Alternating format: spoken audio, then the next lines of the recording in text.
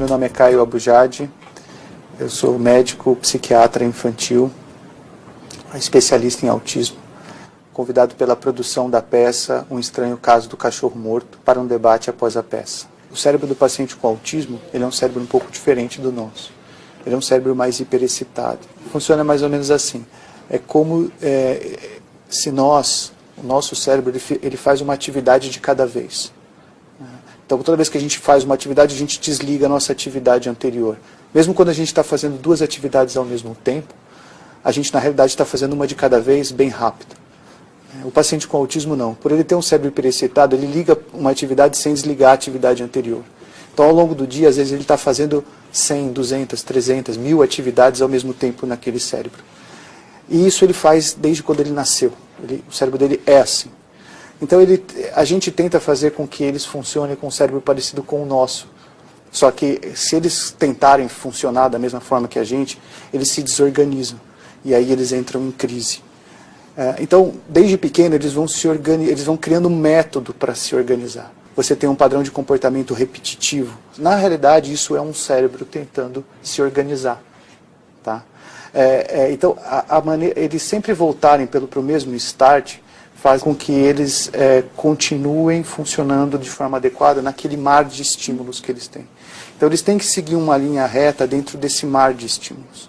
Quando eu coloco um bloqueio nesse comportamento repetitivo, peço para ele parar de fazer aquilo, ou bloqueio um ritual, uma rotina, ou até uma estereotipia, ele cai de novo nesse mar de estímulos e aí ele se desorganiza completamente. O cérebro mais imaturo, ele é mais sensorial e mais motor.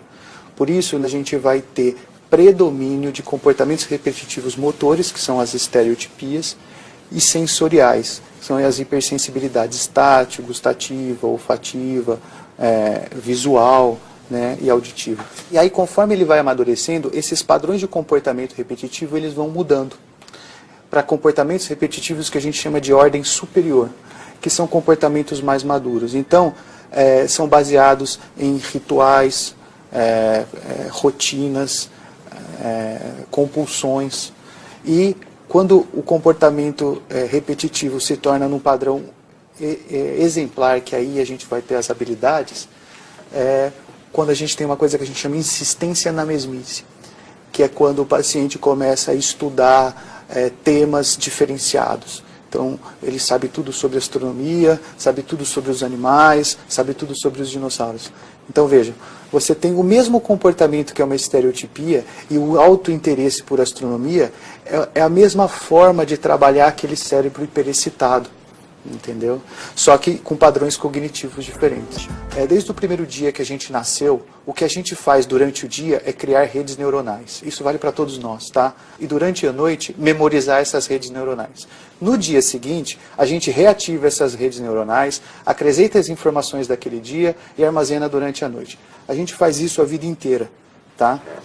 Os pacientes com autismo, eles têm redes de preferência, que fazem com que ele se organize. Tá? Eu tenho que atrelar as novas informações do dia a essas redes neuronais de interesse. Então, se um paciente está lá super interessado em bichos, em fazer desenho, e eu quero que ele se interesse por outras coisas, eu posso, através dos bichos, ir dando um conhecimento sobre outras áreas. Né? Então, eu quero que ele aprenda sobre o céu. Então eu vou falar que aquele bicho está brincando num lugar ensolarado, que tem nuvens, que tem sol, e aí de repente eu estou falando do céu e deixei os bichos de lado, mas eu estou usando as mesmas redes neuronais. Então nós temos que usar o comportamento repetitivo ao nosso favor e fazer com que ele amplie o espectro de conhecimento em cima desses conhecimentos e dessas situações específicas. A importância de que as pessoas vejam o autista como ele é, e não tentem transformar ele numa pessoa típica, entendeu? Que se a gente conseguir dar para eles o mundo que eles precisam, eles vão se desenvolver super bem. Meu nome é Jorge, eu sou pai de uma menina autista. Eu queria saber se as pesquisas mais avançadas indicam alguma diferença entre as meninas e os meninos que têm autismo. Sim. Mesmo as pesquisas mais antigas já mostravam uma diferença muito grande. As meninas com autismo, elas tendem a ter um quadro um pouco diferente. eu estudei que os quadros das meninas são mais graves na teoria. Só que, na prática, eu não consigo ver essa diferença.